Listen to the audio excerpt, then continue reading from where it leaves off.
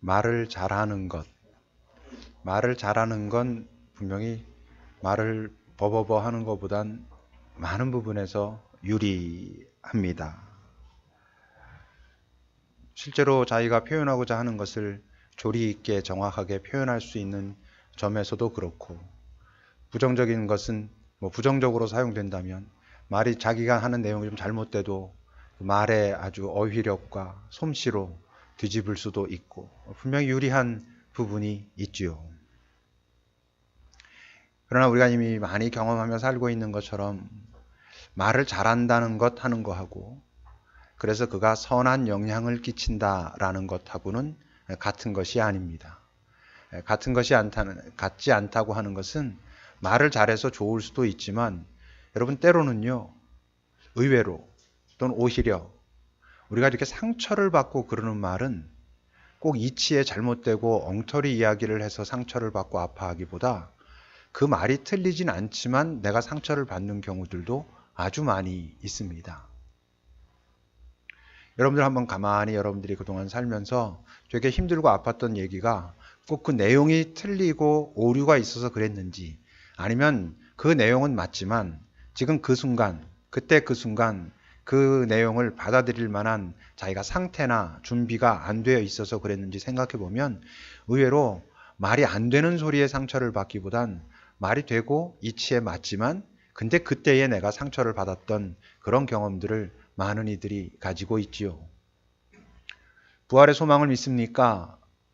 그렇게 물으면 네라고 대답할 것이고, 지금이 그 믿음이 필요할 때라는 건 알겠습니까? 네라고 말해도 그러니까 이제 그만하십시오 할 땐 그만하지 못할 수도 있는 것이지요. 오히려 그 말 때문에 아프다고 하는 사람들이 지금 이 세상에 꽤 있습니다. 그러니까 분명히 그의 말이 맞다는 것하고 오류가 없다는 것하고 그 말이 능력이 있다는 건 위로가 되고 어떤 변화에 대한 내 안에 도전하는 마음들이 일어나고 이런 것과는 같지 않을 수 있다는 것입니다. 우리가 읽지 않았지만 우리가 지난번에 봤을 때 어떤 상황이 있었습니까? 120여 명이 모여서 함께 기도하고 뭘 위해서? 성령으로 충만하기를 기도했을 때 그 자리에 성령께서 임하셨습니다. 그때가 오순절기였고, 오순절은 하나님께서 말씀하신 절기로 각 처에 흩어져서 살던 사람들이 예루살렘에 모여서 예배하라 하신, 그래서 여러 곳에서 흩어져 살던 사람들이 모여서 예배하려고 모인 그런 시기였었죠. 그때 어떤 일이 벌어졌습니까? 그 기도하던, 그래서 성령으로 충만해진 자들이 하나님의 복음을, 예수 그리스도 사건에 대한 이야기를 하기 시작했는데 그 이야기가 각 처에서 온 사람들의 그 언어로 그들이 듣게 된 것입니다. 그러니까 그들이 되게 당황하고 놀랐죠. 근데 그 중에 어떤 사람들은 어땠습니까? 지금 우리가 듣는 이 소리는 어쩌면 저들은 술 취해가지고 아무 소리나 하고 있는데 지금 우리가 좀 갑자기 좀 헷갈려가지고 그 얘기로 들었는가 보다라고 조롱하고 이런 사람들이 생겼습니다. 그때 그 앞에 2장 14절을 여러분 보면 베드로가 이제 사람들이 그런 이야기를 듣고는 11사도와 함께 서서 소리를 높여서 말합니다. 유대인들과 예루살렘에 사는 모든 사람들아, 이 일을 너희로 알게 할 것이니 내 말에 귀를 기울이라 라고 말합니다. 이 말을 지금 누가 하고 있다고요? 베드로. 베드로는 누구입니까? 사도이며 예수님의 수제자? 아닙니다. 지금 우리에게는 그렇지만 이 당시에 베드로는 누구겠습니까? 그냥 어부였던 사람, 그러다가 한 2달쯤 전에 죽은, 십자가에 달려 죽은, 나름대로 뭔가 운동 개혁하겠다고 하다가 결국 그 힘을 다 펼치지 못하고 죽은 그 예수를 따라다니던, 그래서 아마 실패한, 그리고 요즘 조금 다른 이야기가 있다고 하는 그 사람의 이야기인 것이죠. 근데 이제 그 사람의 그 이야기를 사람들이 들었는데 누구에게 지금 베드로가 내 말에 귀를 기울이라 라고 말합니까? 그 2장 5절에 보면요. 그때 경건한 유대인들이, 아까도 말한 것처럼 오순절기, 이스라엘의 큰 절기였기 때문에 각 처에서 사람들이 모였는데 성경은 뭐라고 말하냐면 경건한 유대인들이 천하 각국으로부터 예루살렘에 모여들었다라고 말합니다. 그러니까 이 사람들은 어떤 사람들이겠어요? 적어도 경제적으로 여유가 있기 때문에 거기까지 올 수 있는 것입니다. 경건한 유대인들이란 생각해보면 교육적으로도 사회적으로도 여러 면에서 분명히 베드로보다 그 갈릴리 어부였던 뭔가 한다고 나름대로 야심차게 뛰어다니다가 지금 귀가 꺾인 그 사람보단 여러모로 나은 사람에게 지금 내 말에 귀를 기울이라 라고 말하고 있습니다. 그런데 그 베드로가 이제 그 다음에 한참 동안 무슨 이야기를 합니다. 오늘 우리가 읽은 본문 바로 직전까지 긴 이야기를 베드로가 하는데 그 이야기를 듣고 나서 사람들의 반응이 어떻습니까? 오늘 본문 37절입니다. 그들이 베드로의 그 말을 듣고는 마음에 찔려서 베드로와 다른 사도들에게 묻습니다. 형제들아, 우리가 어찌하여야 되겠는가? 라고 지금 묻고 있는 것입니다. 잘 생각해 보면 좀 이상한 것이죠. 뭐 베드로가 그 한마디 했는데 그 말 듣고 그 내용도 무엇인가 잠시 후에 잠깐 살펴보겠지만 이미 대략 알고 있었던 이야기들이거든요. 그 전에도 많이 했던 얘기거든요. 뭐 심지어 예수님이 살아계실 때도 여러 기적을 일으키면서도 했던 이야기들이거든요. 근데 이들이 마음에 찔려하면서 어떻게 할꼬라고 당황하며 자신들의 삶을 염려합니다. 그러니까 분명히 아는 게 있습니다. 알아야 할 게. 아까도 말한 것처럼 말이 누군가에게 어떤 영향을 끼친다라고 할 때 그것은 단순히 내용만 맞다고 되는 것도 아니고 말 솜씨, 말 재주가 있다고 되는 것도 아닌 것이죠. 더군다나 하나님의 말씀, 복음의 말씀, 영적인 언어들은 더 그런 것입니다. 정말 성령께서 함께 하시는 그 어떤 부분이 없이 내용만으로는 되지 않지요. 지금 이 땅의 교회 그 강단의 문제가 무엇입니까? 영적인 세계를 이야기하고 있지 않고 교인들도 그것을 기대하거나 그것을 갈망하는 것조차도 많이들 까먹은 채로 이 우리가 말하는 혼의 영역에서 그의 감정을 건드리고 어떤 지성적인 부분들을 건드리고 뭐 결단하고 의지하고 이런 부분들을 건드리는 것으로 사람들은 은혜를 입었다라고 생각합니다. 실제로는 그냥 기분이 좋아진 것이거든요. 여러분 신학교 다닐 때 가끔 그 뭐 설교의 실제, 뭐 목회의 실제 이런 거 하면요. 목사님들 오셔가지고 그런 말씀들 하시는 분들 꽤 있습니다. 설교를 해서 교인들이 은혜를 받게 하려면 설교 시간에 3번쯤 사람들을 웃기거나 울려라. 그러면 은혜를 받는다는 거예요.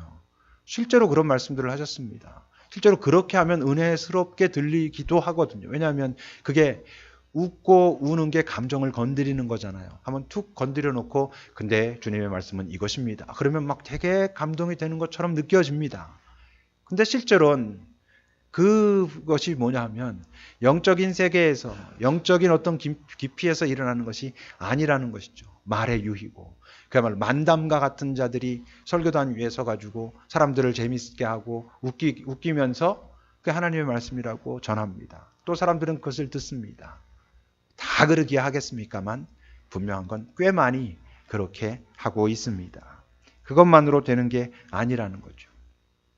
그럼에도 불구하고 우리가 먼저 살펴봐야 하는 건 오늘 베드로 사도가 이 앞에서 지금 도대체 무엇을 말하고 있는가 하는 것은 알아봐야 하는데 그 16절부터 쭉 살펴보면 제일 첫 번째로 베드로가 하고 있는 얘기는 그 선지자 요엘의 이야기를 합니다.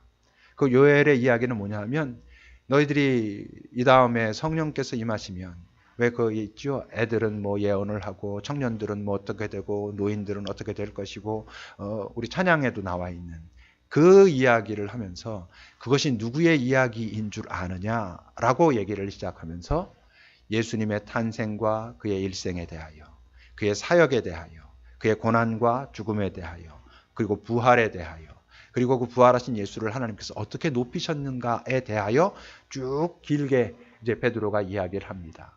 그리고 나서 이제 마지막 결론의 자리에서 오늘 우리가 읽은 첫 번째 본문 36절에 보면 이렇게 이제 결론을 내리지요. 그런즉 이스라엘 온 집은 확실히 알아야 한다. 너희가 십자가에 못 박은 이 예수를 하나님이 주와 그리스도가 되게 하셨느니라 라고 말했습니다. 이렇게 말했을 때 아까 37절에서 우리가 본 것처럼 이 사람들이 마음에 찔려하면서 두려워하면서 당황하면서 그럼 어떻게 하여야 되겠느냐라고 말합니다. 우린 되게 자연스러워 보이지만 막상 그 당시로 돌아가 보면 이게 좀 이상한 것입니다.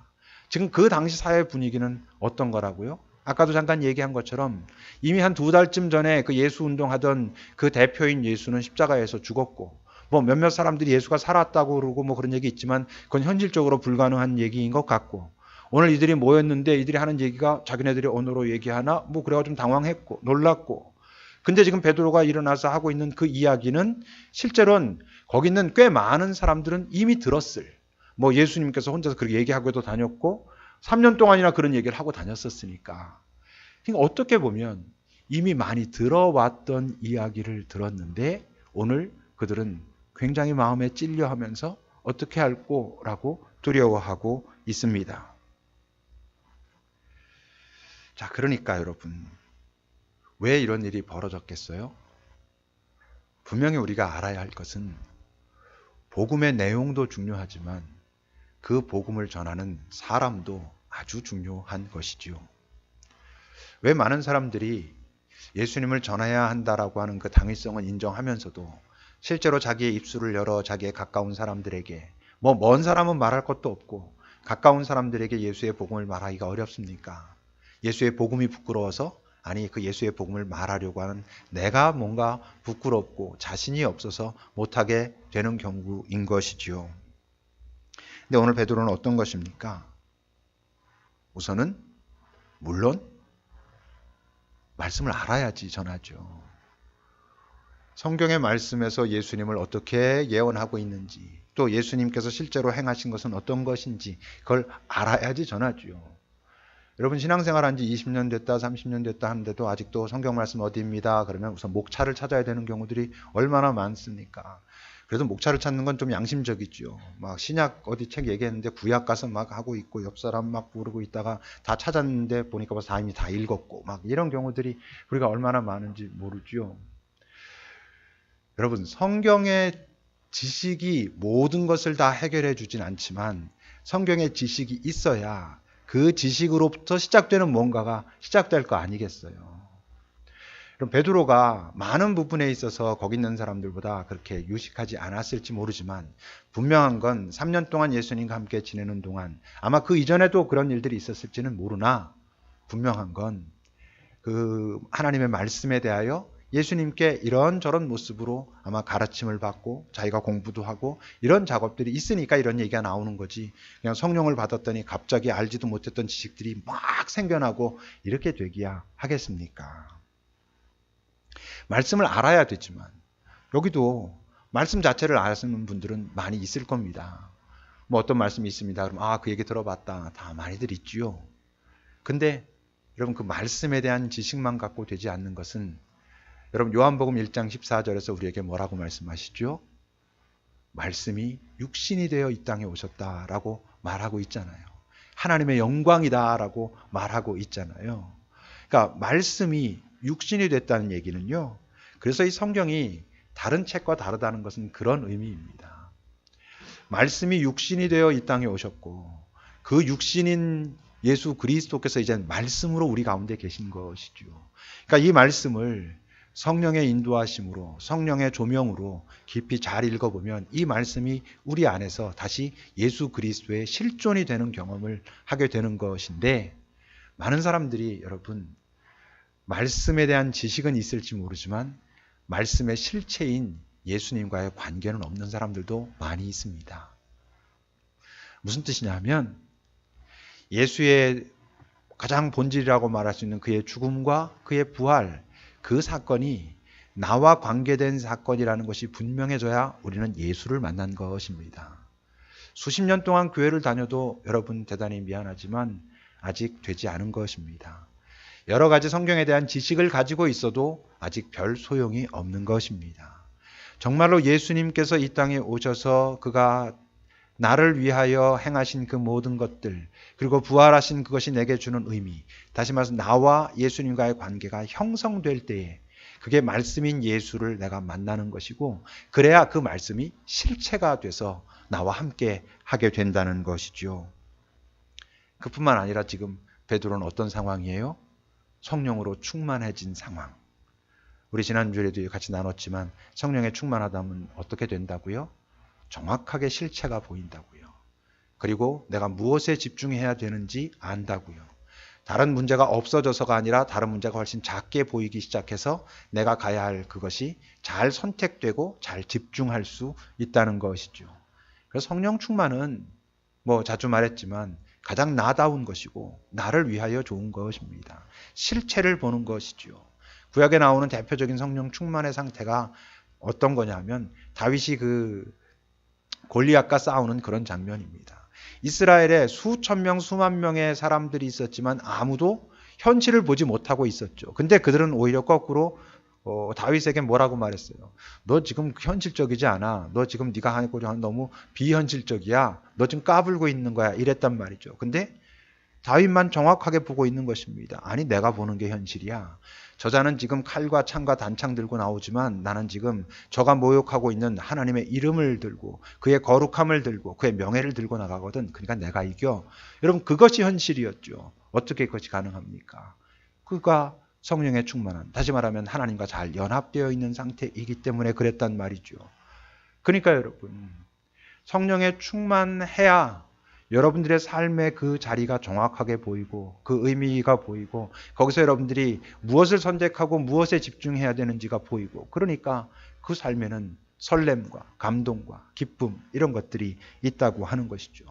그래서 더 힘들어질 수는 있지만 이게 만만치 않다가 될 수는 있지만 그 아래 올라오는 기쁨은 그때에만 경험할 수 있단 말입니다. 그러니까 이제 이런 베드로가 지금 하는 말은 단순히 그 내용 때문이 아니라 그 내용에다가 예수님과의 깊은 만남이 첨가되고 성령으로 충만한 상태에서 그 내용을 말하니까 그냥 그 소리만 흘러가서 사람들의 머리만 이렇게 건드리는 게 아니고 권능의 말씀, 그야말로 하나님의 말씀이 되는 것이지요. 그러니 어떤 일이 벌어지겠어요? 어떤 일이 벌어질 가능성을 열어두었겠어요? 히브리서 4장 12절에 보면 어떤 말씀이 있어요? 하나님의 말씀 살아있고 활력이 있어 생명이 있어가지고 좌우에 날 수 어떤 검 칼보다도 예리해서 우리의 혼과 영과 관절과 골수 육을 다 찔러 쪼개서 가짜를 드러내고 병든 것을 보이게 하고 지금까지 자기가 숨기고 싶은 것들이 드러나게 하고 그러니까 마음에 찔리는 상황들이 벌어지기 시작한 것입니다. 그러니까 지금 37절에 우리가 아까 본 것처럼 그들이 마음에 그 말을 듣곤 마음에 찔려하며 반응하며 두려워하며 어떻게 할까라고 하기 시작합니다. 근데 어떤 사람들은 찔려하지 않지요. 나중에 이제 뒤에 가면 스데반 집사가 설교할 때도 사실 똑같은 상황이었습니다. 그 존재 자체는 베드로나 스데반이나. 근데 스데반이 설교했을 때 들은 많은 사람들은 오히려 귀를 막고 돌로 쳐서 스데반을 죽이지요. 여러분, 하나님의 말씀을 들었을 때 아니면 내가 사랑하는 누군가 내게 무슨 말을 했을 때 그 말을 듣고 찔려. 내가 잘못했네. 그게 맞구나. 여러분, 그게 은혜입니다. 참 다행인 것이죠. 강팍해지지 않은 마음들. 성경의 다른 곳에서는 화인 맞은 마음이라 얘기했어요. 화인, 불도장을 꽉 맞아가지고 이게 더 이상 변하지 않은 딱딱해진 마음에 대하여 얘기해요. 여러분, 그래서 우리가 살면서 적어도 한 일주일에 한 번쯤은 한 주간 이렇게 돌아보면서요. 꼭 살펴야 될 게 있어요. 뭐냐면 내가 당연하게 여기고 아주 자연스럽게 여겼던 것들을 꼭 살펴봐야 됩니다. 왜냐하면 자연스럽고 당연할수록 딱딱해져 있을 수 있거든요. 왜 나이 드신 어른들이 변하지 않습니까? 그분들이 수십 년 동안 그것이 맞는 줄 알고 그것이 옳다고 생각하고 거기에 땀 흘리고 그러니까 그걸 바꿀 생각이 없는 거예요. 아니, 바꿔야 한다는 생각 자체를 하지 못하는 것이죠. 왜 이 땅에 교회가 많은 문제들이 있다고 하는데도 신앙생활을 오래 한 사람들이 자기의 신앙을 돌아볼 생각을 하지 않습니까? 자기의 신앙이 옳다라고 하는 그 확신이 너무나 분명하기 때문에 찔림이 없는 거예요. 그들이 찔리는데도 고집을 부리는 게 아니라 찔림 자체가 없는 것이죠. 왜 이단에 빠져들어가면 거기서 벗어나오기가 힘듭니까? 거기에 대한 확신이, 그것이 당연하다는 것이, 그게 자연스럽다는 것이 너무나 분명하니까 찔림과 아닌가? 잘못됐는가? 그런 고민들이 없는 것이죠. 왜 이 수없이 많은 기독교의 교리들이 분명히 그것이 이 시대에 와서는 하나님의 뜻이 아님에도 불구하고 그것이 마치 그냥 문자적으로 항상 옳은 것이냐 이렇게 고집을 부리고 있습니까? 당연하다고 생각하니까, 그것은 변할 수 없다고 생각하니까 그런 문제가 발생하는데, 여러분 거기에 뜻밖에도 사단이 틈타는 것이죠. 그렇지, 계속 우겨야 돼, 그것이 계속 맞아, 계속 그렇게 해, 우리에게 그러고 있습니다. 이제 이렇게 찔려 하니까 베드로가 그 다음에 이야기합니다. 38절을 여러분 보세요. 같이 읽어봅시다. 오늘 본문 38절입니다. 함께 읽겠습니다.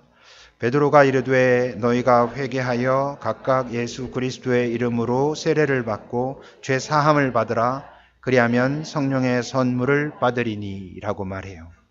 첫 번째 얘기한 게 뭐예요? 회개하라라는 거예요. 여러분, 회개는 후회랑 다르라 그랬죠. 후회는 과거지향적인 것입니다. 회개에만 머무르는 사람을 사단은 참 좋아합니다. 후회는 과거의 그것에 대한 짜증이고 자책이고, 심하면 이제 그것이 죄책감으로 갑니다. 그래서 후회에만 머물러 있는 것은 자꾸 자기가 알지 못하는 사이에 자존감을 낮추게 돼 있습니다. 처음엔 내가 왜 그러지 그러다가 나는 이래, 이렇게 자꾸 되게 하는 것이 후회입니다. 회개는 미래지향적인 것입니다. 회개를 하는 이유는 그것이 잘못됐다는 것을 인정하면서 그러므로 지금부터는 어떻게 살까를 고민하는 것이 회개인 것입니다. 그래서 회개는 미래지향적이고 새 소망, 새 출발과 관계되어 있는 것입니다. 그런데 사람들이 회개한다고 하는 것이 실제로는 후회의 영역에서 하고 있는 것을 회개라고 착각하고 있는 것이죠. 많은 사람들이 회개한다고 할 때 회개는 그나마 그 사건 자체에 대한 것도 아닙니다.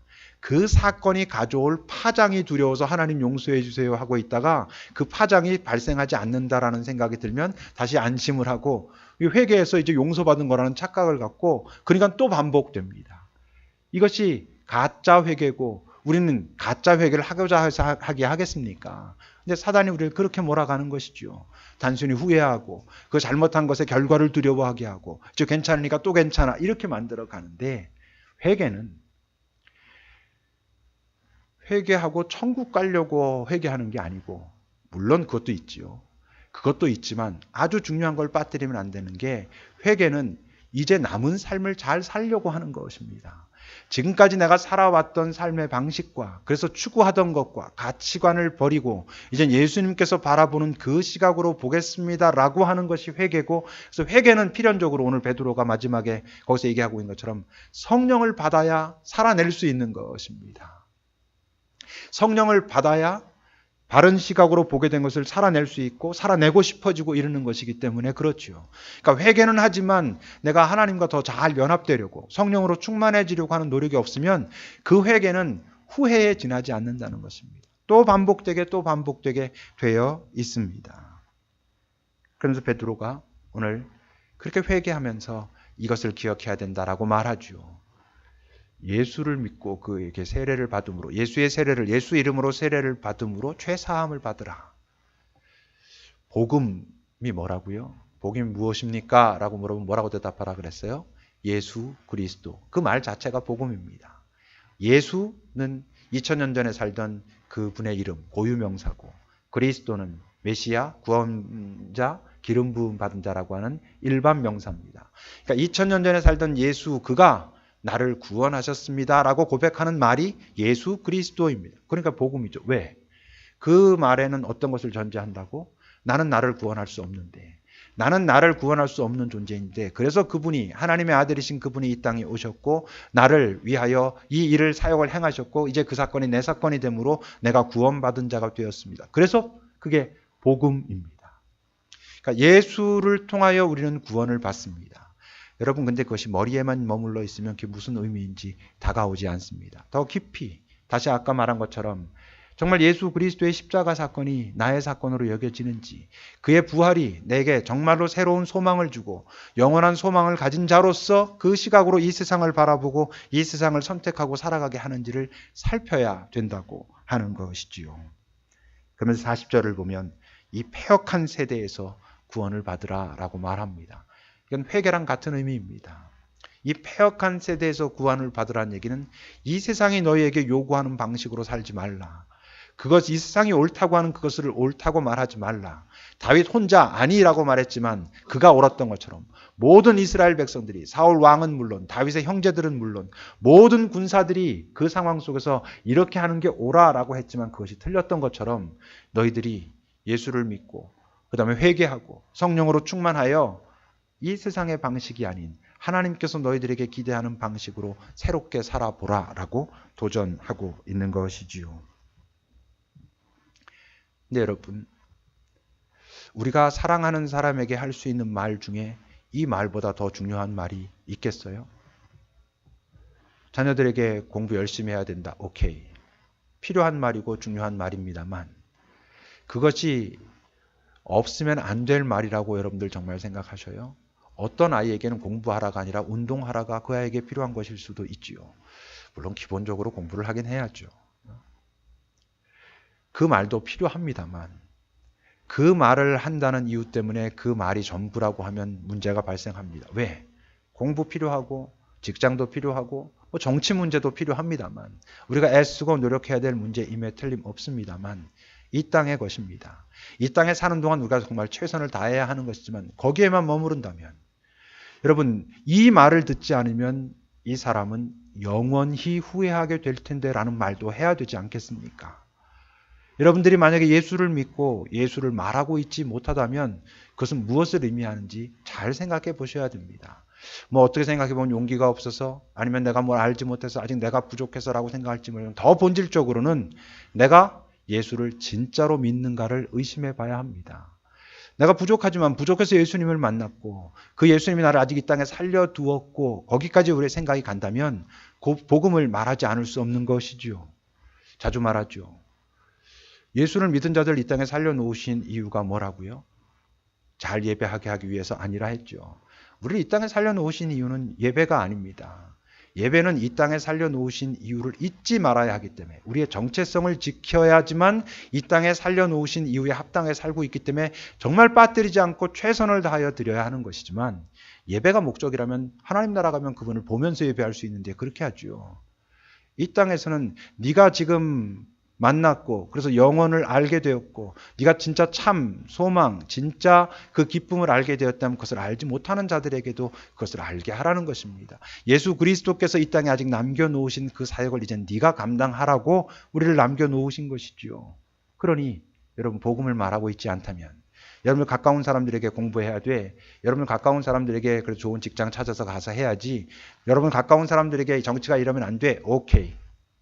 아마 분명히 어떤 부분들 다 필요한 것일 것입니다만 예수님을 깊이 잘 만나야 돼. 예수님을 만났기 때문에 네가 가지게 된 소망이 있는지 확인해 봐야 돼. 네가 지금 이 자리에서 뭔가를 선택할 때 예수님도 그렇게 선택하실 것인가를 고민하는 그런 내 안에 어떤 흐름들이 만들어지기 시작해야 돼를 말하고 있지 않다면 내가 그러기 위해서 노력하고 있지 않다면 그러면 여러분 이상한 것이지요. 베드로가 그렇게 말했을 때 여러분 41절을 보십시오. 그 말을 받은 사람들이 세례를 받았습니다. 그날에 신도의 수가 3,000명이나 더해졌다라고 말합니다. 누구의 얘기를 듣고? 베드로의 얘기를 듣고 예수님의 수제자이며 사도 아니라 그랬죠. 오늘 이 얘기는 불과 2달 전에 저주하며 맹세하며 바로 그 예수를 부인했던 자가 뻔뻔하게 좀 긍정적으로 보면 담대하게 전하는 그 말을 듣고 사람들이 이렇게 어떤 변화가 일어났다라고 말합니다. 성경에서 이 말을 왜 기록했겠습니까? 베드로가 이럴 수 있다면 너희들도 가능하다는 것입니다. 복음서는 제자들이 기록했습니다. 제자들이 기록한 그 복음서를 잘 보면 예수님의 사역이 담겨져 있고 빠뜨려지지 않는 것이 있어요. 뭐가 있어요? 제자들의 허접한 모습들이 다 기록되어 있어요. 자기네들이 자기 고백처럼 기록한 거예요. 왜 기록했을까요? 우리도 이랬어. 그러니까 너희도 가능해 라고 말하고 있는 것입니다. 여기는 우리들이 지금 현재 이 순간 어떤 모습이든 상관없습니다. 뭐로부터 시작하면 된다고? 회개해야죠. 지금까지 내가 그렇게 살았던 어떻게 살았건 그것이 하나님께 기쁨이 됐건 기쁨이 되지 않았건 내가 지금 이 자리에 있다면 하나님께서 내게 새로운 출발을 또 허락하신 거라는 걸 내가 믿겠습니다. 그렇다면 지금 내가 여기 있다면 내가 더 중요한 건 앞으로이므로 이제부터 제가 어떻게 살겠습니다. 하나님 내가 그렇게 살기 위하여 나를 성령으로 채우소서. 내가 제대로 보게 하시고 집중할 줄 알게 하시고 담대할 수 있도록 나와 동행하소서라고 하기 시작하면 이제 우리의 말은 꼭 귀를 기울여야 하는 말이 됩니다. 꼭 귀를 기울여야 하는 말을 한다는 것은 하나님께서 함께 하신다는 것이고 그의 말은 권능의 말이 되고 권능의 말을 하는 사람이 권능의 사람이 되는 것이지요. 오늘 주님은 우리에게 나는 네게 권능을 주고 네가 권능의 사람으로 이 땅에 살면서 모든 사람들이 네 말에 꼭 귀를 기울여야 하는 그런 말을 하는 사람으로 그렇게 만들어 가고 싶다라고 말씀하십니다. 기도합시다.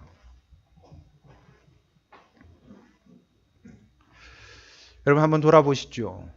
내가 요즘 가장 자주 생각하는 것은 뭔지, 그래서 내 입술로 가장 많이 말하고 있는 것은 뭔지, 정말 그 말은 듣지 않으면 영원히 후회할 말도 그 안에는 들어있는지, 그 말만 하고 살 수는 없지만 정말 그 말도 그 안에는 항상 있는지, 아니라면 주님 제가 영원과 다 있는 말도 하는 사람이 되게 하소서라고 여러분 기도하십시오.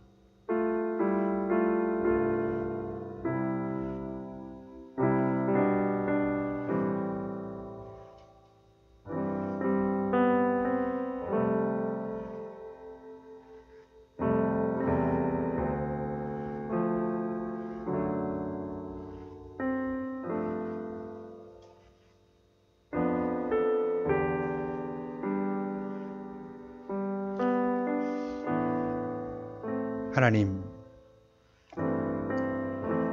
우리는 예수님을 우리의 구주요 주님이라고 말하면서도 나의 구주요 주인께서 이 땅에 나에게 살아내라 하신 거기에는 별 관심이 없는 채 여전히 내 삶, 내 문제, 나 거기에만 얼마나 집착하며 살아가는지요. 분명히 조금만 떨어져서 보면 나로는 내가 행복해질 수 없다는 것을 분명히 알면서도 여전히 힘이 없어서 그렇다고 여력이 없어서 그렇다고 얼마나 그러는지요.